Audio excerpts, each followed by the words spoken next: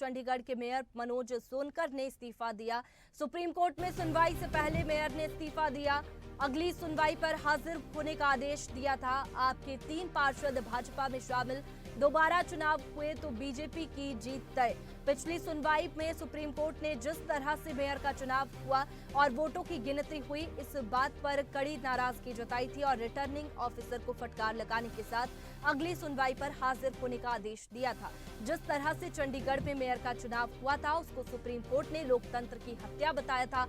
अहम सुनवाई से पहले एकदम पहले बीजेपी के मेयर ने इस्तीफा दे दिया है, तो वहीं आम आदमी पार्टी के 3 पार्षद भी बीजेपी में अपना ज्वाइन कर लिया है। पिछले चंडीगढ़ नगर निगम मेयर के चुनाव के समय ये विवाद हुआ था, जिसको लेकर के चंडीगढ़ के मेयर मनोज सोनकर ने इस्तीफा दिया है।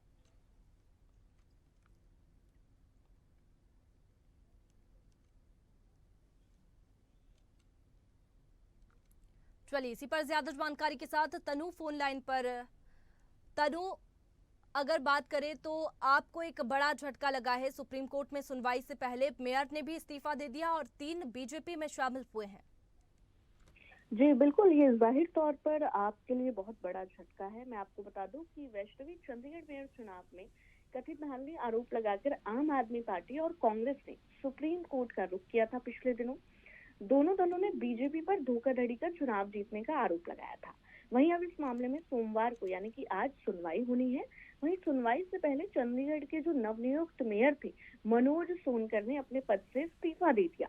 साथ ही आपको बता दूं कि जो आपके 3 पार्षद है, जिसमें नेहा मुसावट है, गुरचरण काला है और पूनम देवी, उन्होंने पाला बदल लिया है और चंडीगढ़ मेयर चुनाव का पूरा नंबर गेम जो है वैष्णवी, वो बदल गया है। आम आदमी के 3 पार्षद रविवार को बीजेपी में शामिल हो गए।